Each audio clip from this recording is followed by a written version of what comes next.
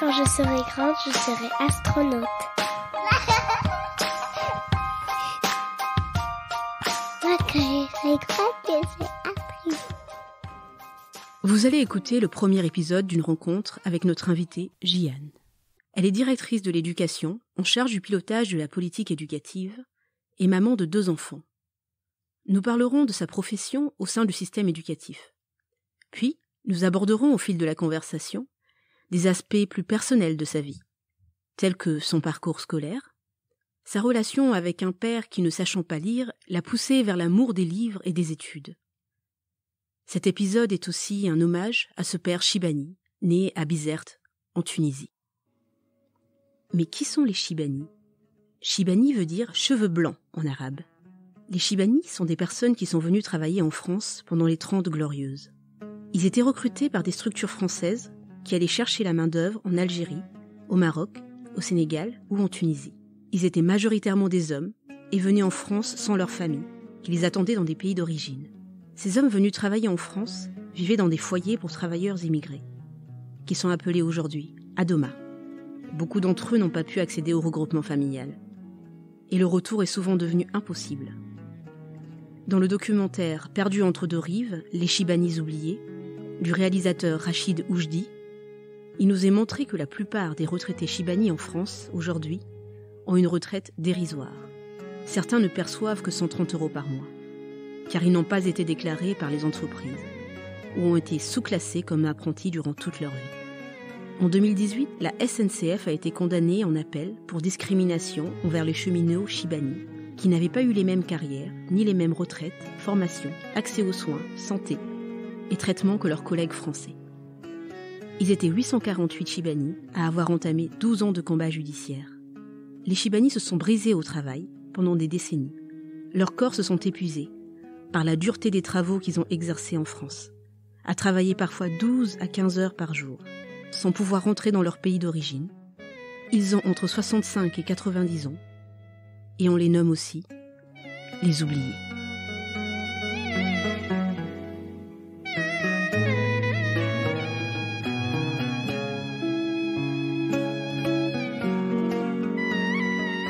Bonjour Jian. Bonjour, ça va ? Très bien, merci. Bon, écoute, on est vraiment enchantés de t'avoir aujourd'hui avec nous sur le podcast Les Enfants du bruit et de l'odeur. Et on voulait te remercier d'avoir accepté notre invitation. Avec grand plaisir, vraiment. Est-ce que tu peux commencer à te présenter à nos auditeurs et auditrices, s'il te plaît ? Oui. Alors, Jian, 42 ans, maman de 2 enfants de 7 et 9 ans, un petit garçon et une petite fille.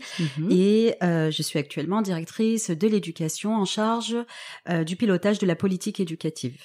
D'accord. Voilà. Et qu'est-ce que ça signifie en charge de politique l'éducation éducative. Alors, être en charge de l'éducation de la politique éducative, c'est tout d'abord en collectivité mettre en application les orientations politiques en termes de politique éducative. Donc, la politique éducative concerne les enfants de 0 à 25 ans. D'accord. Donc, ce soit de la petite enfance, de l'enfance, de l'éducation, de la jeunesse.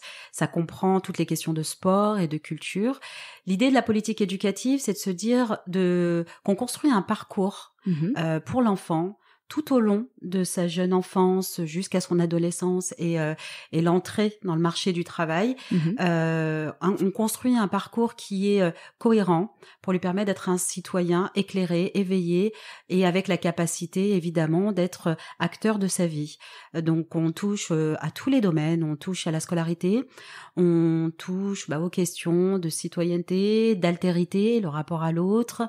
Alors on parle beaucoup de vivre ensemble, les orientations politiques, c'est mettez en place une politique autour du vivre ensemble et les administratifs, les techniciens, on le décline sur des actions extrêmement concrètes et on affine. Le vivre ensemble pour nous, c'est plutôt réfléchir à ce qu'est l'altérité, le rapport fille-garçon, le rapport aux autres, les questions de discrimination.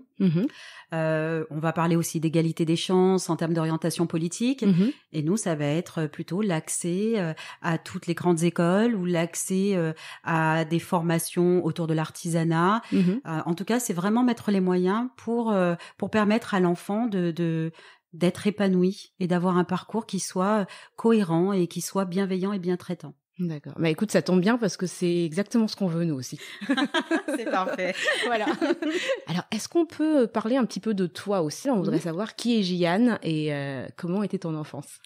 Alors, longue histoire, hein, puisque j'ai 42 ans, c'est 42 années.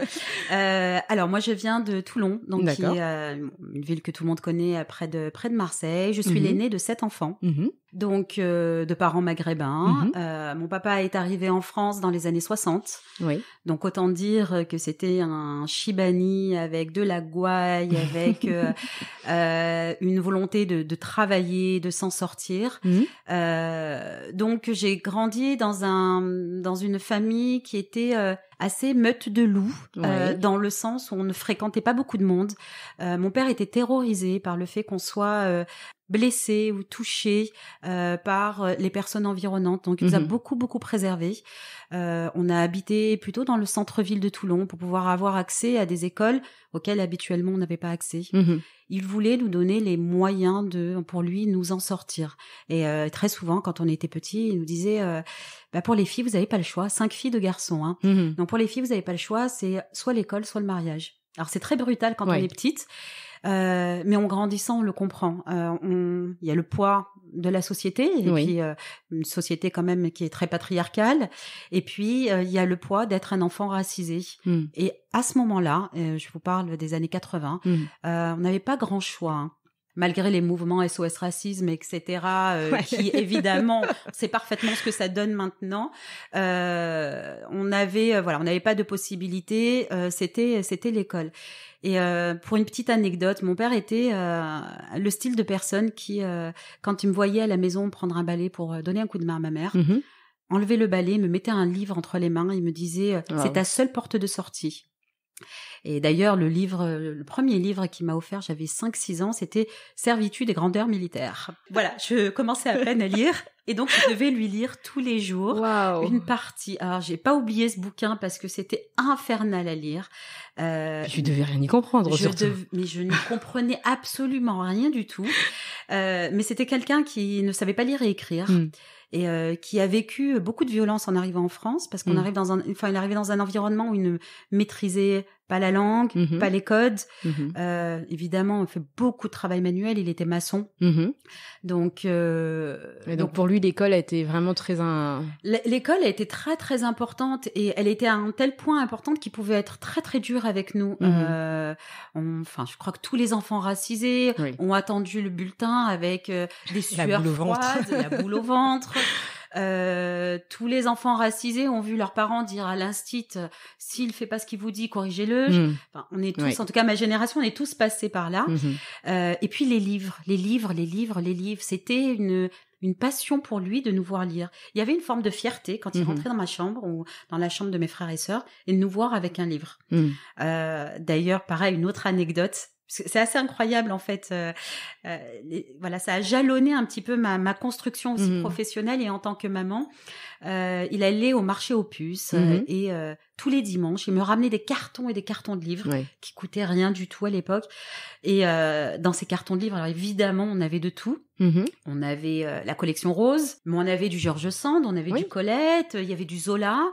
Et le marquis de Sade. Donc, dès l'âge de 8 ans, j'ai eu entre les mains le marquis de Sade. Oui, mais comme ton papa ne savait pas, en fait, ne l'avait jamais lu. Non, il connaissait pas. Enfin, lui, il m'apportait un trésor. Il m'apportait des cartons de livres. Donc, pour lui, c'était un trésor. C'était ce qu'il pouvait m'offrir de mieux.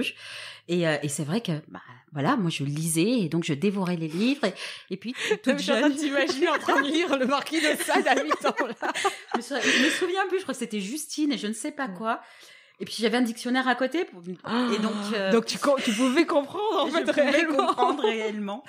Et c'est vrai qu'avec le recul, j'en rigole beaucoup, mais sur le coup, ça m'avait choqué pendant quelques temps. D'accord. Mais en même temps, voilà, je voyageais à travers les livres et il était tellement heureux de me voir et très fier de me voir m'exprimer correctement.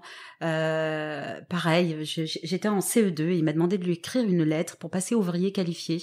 Et ça faisait 20 ans, je crois, qu'il travaillait dans la boîte et il voulait vraiment évoluer. Et je me rappelle mon écriture de petite fille de CE2 qui disait qu'il méritait de passer ouvrier qualifié. Et il a obtenu son avancement et il pensait que c'était grâce à moi. Absolument pas, j'ai retrouvé la lettre, c'était blindé de fautes.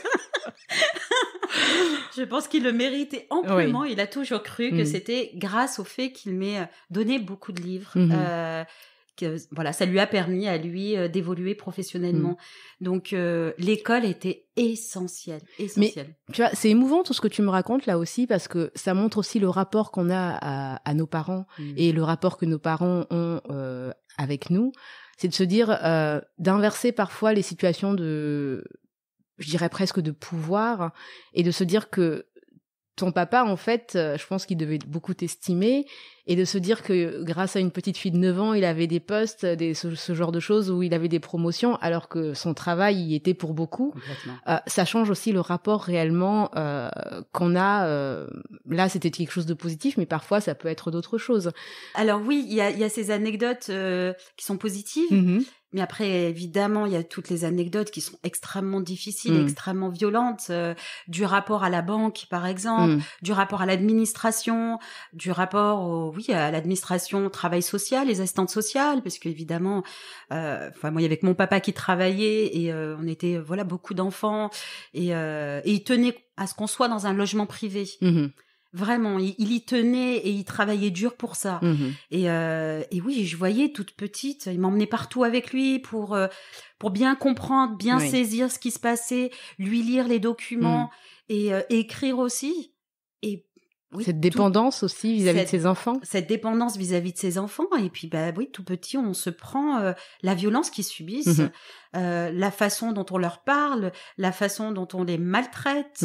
Et c'est là où on grandit avec une forme de colère, en fait. Donc, il y a ce côté il nous poussait vers le savoir. Je crois que, il y a quelqu'un qui avait dit « le savoir est une arme ». Il nous poussait parce qu'il savait que c'était important.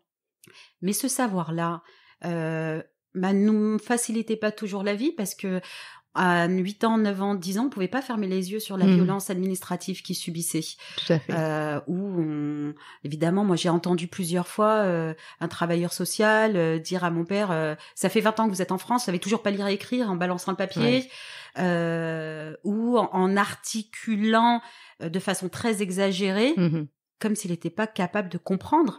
Et il avait une compréhension du monde qui était largement supérieure à toutes ces personnes-là. Donc, et puis oui, ça a inversé.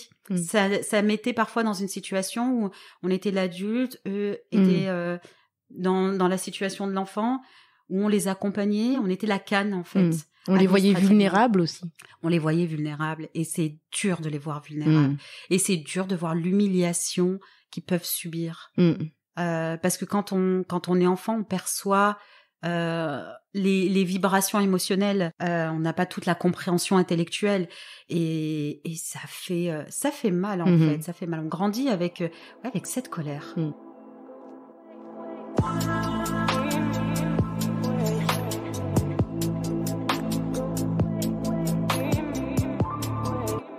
Et je pense que beaucoup de personnes se reconnaîtront dans ce que tu viens de dénoncer là. Parce qu'on a été nombreux et nombreuses à être parfois dans ce genre de situation où on a vu nos parents vulnérables, humiliés, et ça a aussi créé parfois aussi des situations où on a pu avoir honte de nos parents. Oui, alors complètement. Je me rappelle quand j'étais en école élémentaire, on était en centre-ville, donc c'était une bonne école de centre-ville, et j'arrivais dans la classe, je voyais que des personnes blanches, j'étais la seule personne racisée. Et je rentre à la maison en pleurant. Et je dis à mon père, je lui dis, mais je suis la seule bronzée. Je suis la seule bronzée. Et là, il me dit, mais c'est pas grave, tu as ta place comme les autres, etc. Et puis, je me suis dit, ok, j'ai ma place comme les autres. Et je voyais leurs parents venir les chercher à l'école. Et petit à petit, dans cette école-là, il y avait quelque chose qui grandissait en moi, qui ressemblait à de la honte. Parce que mon père venait en bleu de travail, qu'il était petit, très bronzé, trapu, avec son petit accent, sa gouaille méditerranéenne, où il parle à tout le monde, il tape sur l'épaule de tout le monde, il tutoie tout le monde. Et je voyais les autres parents qui étaient dans l'inversion totale. Et je lui demandais de pas venir me chercher petit à petit. J'allais chercher mes frères et sœurs et je lui dis, c'est pas la peine, te dérange pas, je connais le chemin. Et je crois que le pire, c'était au collège, où une fois il est venu, j'ai fait comme si je l'avais pas vu. Ouais. Ouais. Pareil, dans un collège qui était aussi beaucoup de blancs, etc. Et là, maintenant, des années après, je me repasse ça et je m'en veux énormément parce que je me dis, mais il m'a offert cette possibilité de me dire que je n'étais pas inférieure aux autres, que j'avais les mêmes capacités intellectuelles. Il était dur, il était derrière nous constamment. Il nous disait très souvent, ma seule richesse, c'est que vous ayez 7 bacs. J'ai 7 enfants, je veux 7 bacs. J'ai pas d'argent. Ah non, mais le bac, c'était important. C'était important, le bac. J'ai pas de richesse, je n'ai rien du tout. Je veux ça. Ça voudra dire que tout ce que j'ai fait, tout ce que j'ai subi a du sens. Maintenant que j'ai ça en tête, et d'ailleurs j'en ai là des frissons, mais je me revois encore être avec ces petites copines blondes et me sentir au même niveau qu'elles, etc. Et voir mon père arriver et faire comme si il était, je le voyais pas et partir avec elle. Et voilà, toutes mes années collège, je l'ai mis de côté. Je ne lui donnais pas les dates des réunions parents. Oui. Je disais que mes parents pouvaient pas venir, qu'ils n'étaient pas disponibles, qu'ils étaient ailleurs. Et pourquoi tu donnais pas les dates ? Parce que tout d'abord, je pense que je ne voulais pas qu'ils subissent des moqueries et je ne voulais pas, par ricochet, subir ces moqueries aussi. Ils ressemblaient pas aux autres parents. Ils avaient une forme d'approche des enseignants qui était oui monsieur, oui madame. Les autres parents tenaient tête aux enseignants, etc. Un aplomb face à une légitimité, on va dire. Une légitimité. Et là, je voulais pas qu'ils soient dans ce contexte-là, donc je ne leur disais jamais. Et pourtant, alors pour le coup, j'ai une scolarité qui était une bonne scolarité. Pourtant, ils allaient entendre des belles choses. Et pourtant, ils allaient entendre que tout se passait bien et que voilà, j'avais de bonnes notes, etc. Mais je ne voulais pas les faire entrer dans cet univers-là parce que je savais qu'il était violent pour eux. Je ne voulais plus les voir aussi se faire humilier. Et je ne voulais pas être humiliée. C'est très dur ce que je dis. Non, mais c'est très dur ce que tu as vécu aussi. Oui. Donc, mais c'est vrai que je les ai mis à l'écart. Et pourtant, mon père croisait certains de mes enseignants. Je pense à mon prof de sport au marché, lui poser la question, etc. Et il a dû lui dire pourquoi vous n'êtes pas venu. Mais mon père m'en a jamais parlé. Voilà. Toi, tu penses qu'il le savait ? Je pense qu'il le savait. Il est venu de moins en moins me chercher à l'école. Au lycée, il venait quasiment plus. Et il est venu à la fac. Parce que j'étais la première fille quasi de Toulon ou de ma génération à quitter la maison pour aller en cité universitaire et faire des études. D'accord. Ça a été très très très très compliqué parce qu'une femme maghrébine musulmane ne quitte pas son foyer sauf si elle est mariée. Moi, je n'étais absolument pas mariée. J'avais 17 ans, j'avais le bac en poche, j'avais qu'une seule envie, c'était découvrir le monde. Et c'est vrai que pour le coup, ma mère a résisté. Voilà, une fille qui part. Lui, absolument pas. Ce qu'il faut savoir, c'est que mon papa m'a eu, son premier enfant, il avait 41 ans. D'accord. Voilà, il m'a eu très tard. Donc, il arrivait à la soixantaine quand je suis rentrée à la fac. Et c'est lui qui m'a poussée. C'est lui qui m'a poussée. J'avais peur, j'étais complètement flippée d'aller à l'université parce que je pensais que c'était pas pour moi. C'était que les gens qui étaient très intelligents, qui avaient les moyens, c'était pas pour moi. Et il m'a poussée. Là, j'ai eu tellement besoin de lui que j'ai eu besoin de sa présence et que j'ai verbalisé ce besoin-là. Pareil, une anecdote. Bon, le premier jour, ça a été très douloureux pour lui. Et il a dormi dans sa voiture en bas de la cité universitaire. Wow. Et le soir, c'était 1 heure de route, hein. Et le soir, il finissait le travail et il venait en bas, poser des questions au gardien. Il ramenait des pommes au gardien pour savoir si tout se passait bien, etc. Et il restait en bas dans la voiture jusqu'à ce que j'éteigne la lumière et il repartait. Une autre anecdote, j'avais besoin de livres, il a arrêté de fumer, il fumait depuis 30 ans. Il a arrêté de fumer et cet argent des cigarettes, mais il me le donnait. Donc toutes les semaines, il venait avec les courses, il venait me chercher, et il venait avec les courses et il me donnait cet argent. Donc c'était pas grand-chose, hein, mais ça me permettait d'acheter des bouquins. Mais c'est très symbolique, c'est pas grand-chose. Hein. Arrêter de fumer pour un fumeur, je pense que c'est quand même pas grand-chose. Oui, c'est vrai. Puis c'est très beau et c'est important aussi de dire que les papas racisés, c'est pas parce qu'on est racisé qu'on est de mauvais parents, et que les sacrifices, il y a énormément de sacrifices qui sont faits, et tous ces petits témoignages, toutes ces petites choses en fait que nos parents, c'était pas toujours avec les mots, c'était pas toujours, ils avaient aussi une façon de montrer les choses qui était totalement différente de ce qu'on pouvait voir aussi dans ce qui pouvait être la norme pour les personnes blanches qu'on côtoyait. C'est important aussi de montrer que par ces petits gestes, c'était beaucoup d'amour derrière tout ça. C'est beaucoup d'amour, et c'est vrai qu'on le comprend qu'après, parce que quand on est petit, on a l'impression qu'on est dans un milieu familial qui n'a rien à voir avec ce qui se passe à l'extérieur. On est plus contraint, on finit l'école, on rentre à la maison, on n'a pas la liberté, enfin ce qu'on s'imagine, la liberté des autres, mais en fait on a l'amour, il se traduit différemment, mais on l'a. Moi, je sais que quand on avait par exemple une classe verte ou une classe de neige, ils passaient tous les samedis dimanches à enlever les câbles de fil. Parce qu'ils vendaient l'intérieur, en fait, ils prenaient des câbles et ils vendaient l'intérieur qui était forme de fil en fer, je ne sais pas quoi. Et on lui donnait un coup de main, donc on enlevait les câbles comme ça tout le week-end et pour se faire de l'argent. Et pour nous permettre de partir en classe verte. La rentrée scolaire, il se pliait en 4, mais la rentrée scolaire, on était apprêtés, on avait tout ce qu'il nous fallait, on avait intérêt à bien travailler, bien nous occuper de nos affaires aussi, mais c'était une priorité. Et il disait souvent, à l'école, on ne verra jamais ce que tu as dans le ventre, mais on verra ce que tu portes. C'est ça. Et c'était important aussi. Hein. Moi, je sais que ma mère, c'était quelque chose aussi. La rentrée des classes, c'était très important parce qu'elle savait aussi ce qu'il y avait derrière tout ça, avec bien sûr tous les stéréotypes, le poids du oui, mais non, mais les allocations familiales, ils s'en servent pour eux, pour si.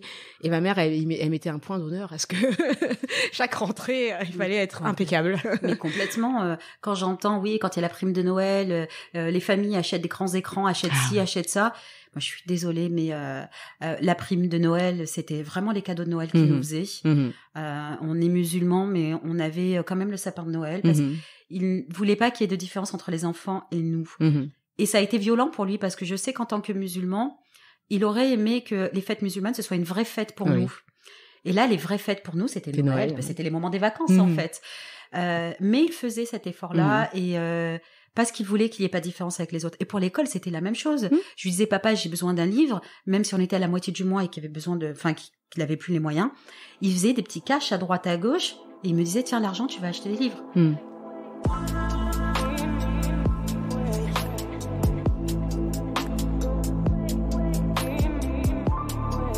Toute ma scolarité, j'ai rencontré des enseignants qui étaient extraordinaires, mais des enseignants qui me disait que je n'y arriverais pas, que ça sert à rien du tout.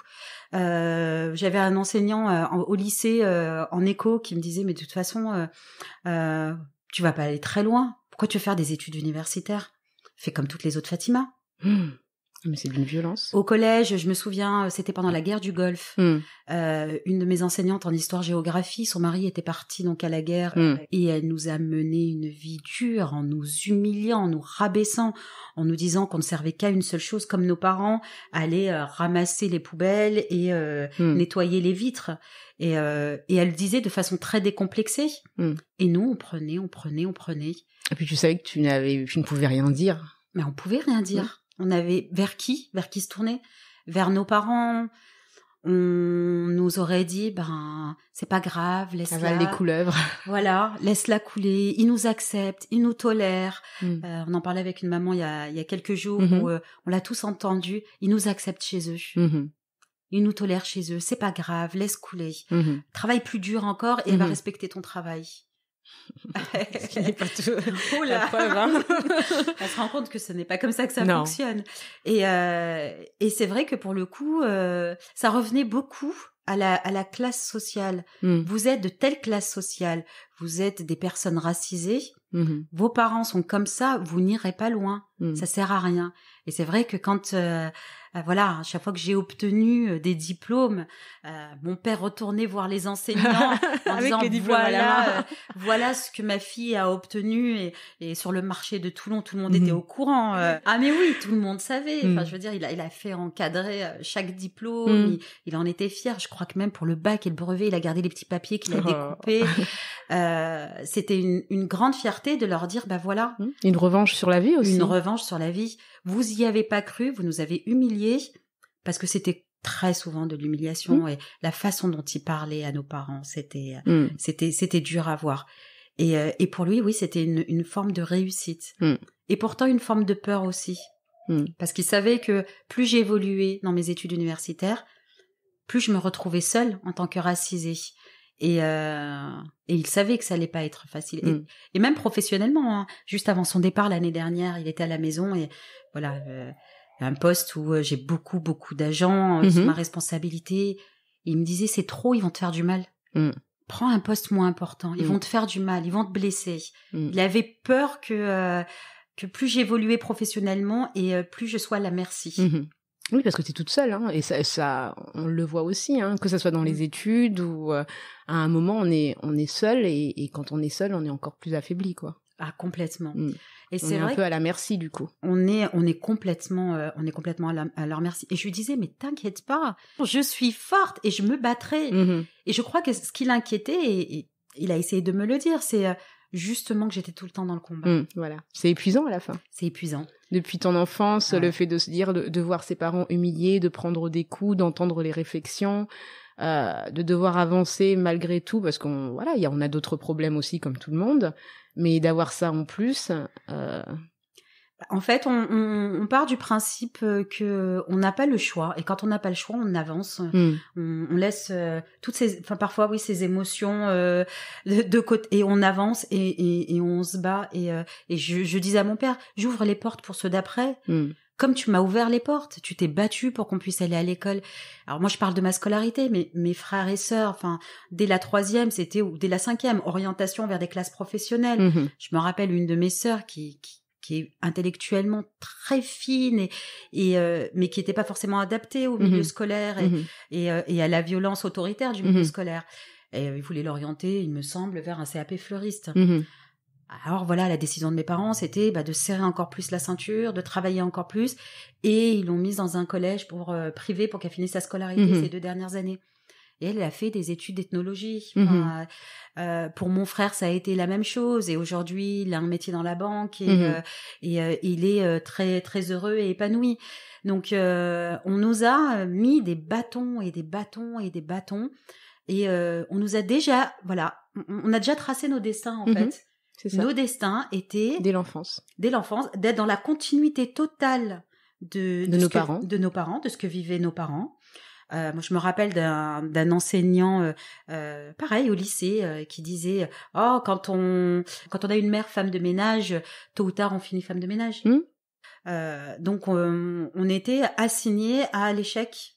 Et quand on nous voit dans une scolarité qui n'est pas censée être la nôtre, alors tout de suite, il y a une forme de white savior. Oui, c'est ça. On va sauver la seule personne racisée qui s'est retrouvée bac+4, bac+5, bac+6, on sait pas pourquoi. Ouais. Pas parce qu'elle a travaillé, pas parce qu'elle c'est parce qu'on l'a aidée et qu'on a fait des quotas. Voilà, exactement. Et donc très souvent, on était renvoyé à ça. Pareil, quand je dois travailler sur un mémoire, ce serait bien d'étudier votre communauté. Ok, laquelle? La communauté de femmes étudiantes, juste. Donc, on est assigné. Et puis, dans le milieu professionnel, c'est pareil, de l'assignation, dès tout petit. Il y a des choses qui ont un petit peu évolué. Toi, tu vois une différence entre ta génération, à ton époque, quand tu étais enfant, et aujourd'hui, pour toi? Oui, alors je vois une différence, mais c'est pas tant le système qui a changé, c'est nous qui avons changé. Voilà. Je suis tout à fait d'accord avec toi sur ça. Voilà, le système est le même, et pour être à l'intérieur, il est exactement le même, avec les mêmes propos, avec les mêmes orientations, la même volonté d'écarter. Et de nous donner la sensation de pas être légitime. Et Et je reviendrai justement sur cette question. Non, je vais en parler maintenant. Oui, vas-y. Justement, quand ils repèrent que des enfants peuvent réussir, on crée des internats de la réussite. On crée des internats de la réussite. Donc, qu'est-ce que c'est que ces internats de la réussite? Ce sont des enfants de quartier qui ont de très bonnes notes, qui réussissent, et on décide de les mettre dans des internats et de les séparer de leur famille. Oui. On décide de les séparer de leurs frères et sœurs, de leurs copains, de leur papa, de leur maman, parce que ce sont des enfants qui réussissent à l'école. Pourquoi? Dans le centre-ville, en dehors des quartiers. Pourquoi des enfants qui ne sont pas racisés, on ne les sépare pas de leur famille. Enfin, ça renvoie quand même à toute une histoire coloniale de séparation. Exactement. Et là, ces internats de la réussite, alors moi, je suis très satisfaite qu'on les ferme les uns après les autres. On ne doit pas séparer un enfant de 11, 12, 13 ans de sa mère, famille, de son père, de ses grands-parents, de son milieu. C'est ça qui lui donne sa force. Oui, puis ça reste un enfant, hein. Il a besoin quand même de sa famille, il a besoin de son entourage pour pouvoir grandir. Voilà, c'est comme n'importe quel enfant. On n'irait pas envoyer une petite fille, je sais pas combien de kilomètres de chez elle, sous prétexte qu'elle a des bonnes notes, et en se disant, bah non, elle a pas besoin de sa famille, quoi. Mais complètement. Et c'est vrai que c'est là où il y a une différence entre la génération de mes parents et mon père et moi. C'est que j'ai évidemment compris le système parce que je suis un produit de ce système aussi. Et je le comprends et j'ai les armes pour le combattre. Je pense qu'à l'époque, si on avait dit à mon père ta fille a du potentiel, on va la mettre en internat, il aurait été l'homme le plus fier du monde. Il aurait dit oui.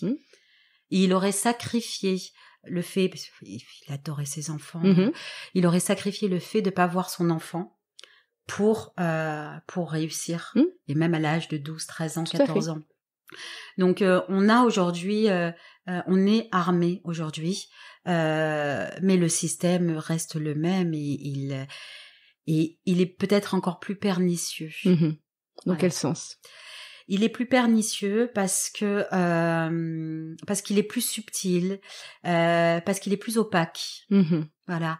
Avant au collège, c'était assez simple. Il y avait le professionnel, il y avait le général, et puis quelques filières dans le professionnel. Et puis le général, c'était voilà. Oui, je comprends ce que tu veux dire. Voilà, c'était assez bateau en fait.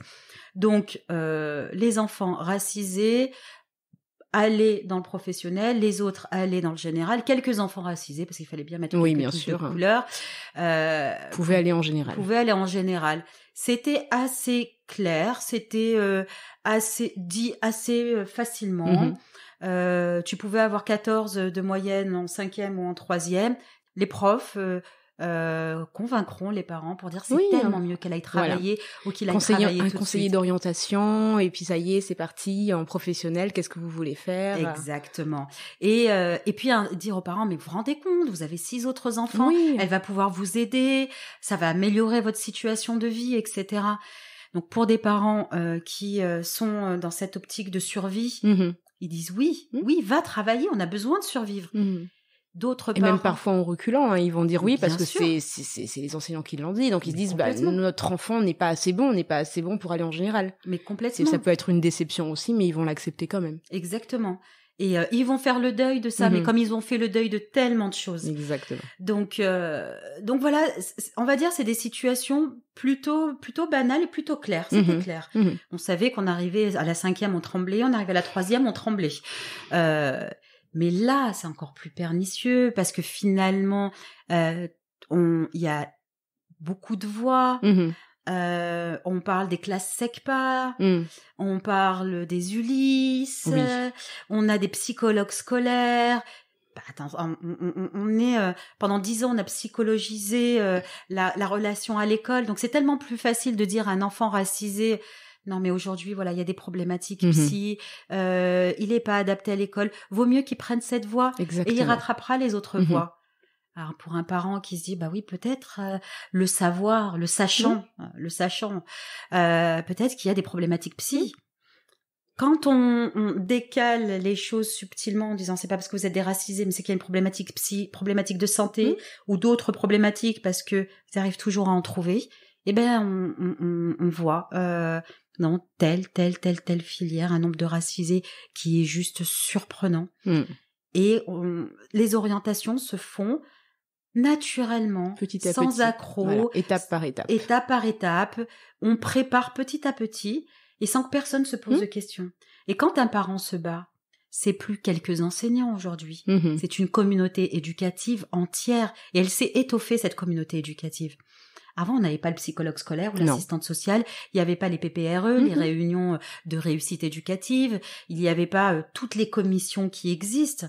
Donc, on dira aux parents, et je l'ai vu tellement faire, on dira aux parents, écoutez, nous avons eu 5-6 réunions avec tel professionnel de l'inspection, tel professionnel de la mairie, tel professionnel du scolaire. Une réelle organisation, en fait, autour de tout ça afin de dévier, en fait, l'enfant vers la professionnalisation. Exactement. Alors, je ne sais pas si de la part de la communauté éducative, c'est conscient ou inconscient, mais je pense qu'il y a assez d'études, assez de voix qui se sont élevées pour qu'aujourd'hui ils prennent conscience de ce qu'ils font. Quand on en parlait la dernière fois sur le décrochage scolaire, une grande partie des enfants en décrochage scolaire, ce sont des enfants racisés. Je veux dire, ça doit poser question. Exactement. Alors, beaucoup de personnes y travaillent, mais il y a aussi le mal-être à l'école. Et puis il y a la question du mal-être à l'école, évidemment. Et il y a la relégation aussi. Tout à fait. Donc, on peut pas dire qu'aujourd'hui c'est beaucoup mieux. Aujourd'hui, on est des parents qui sommes plus attentifs, et même en étant attentifs, ils arrivent à faire passer nos enfants entre les mailles du filet. Exactement. Et d'orienter. Moi, j'ai travaillé pendant 4-5 ans avec les classes SECPA. Pendant les 4-5 ans, chaque enfant qui rentrait en 6e SECPA, c'était des enfants racisés. 90% d'enfants racisés. Et quand on écoute le parcours de vie, quand on écoute le parcours... Mais en fait, il fallait juste qu'à un moment donné, quelqu'un écoute, prenne le temps et accompagne. Juste ça.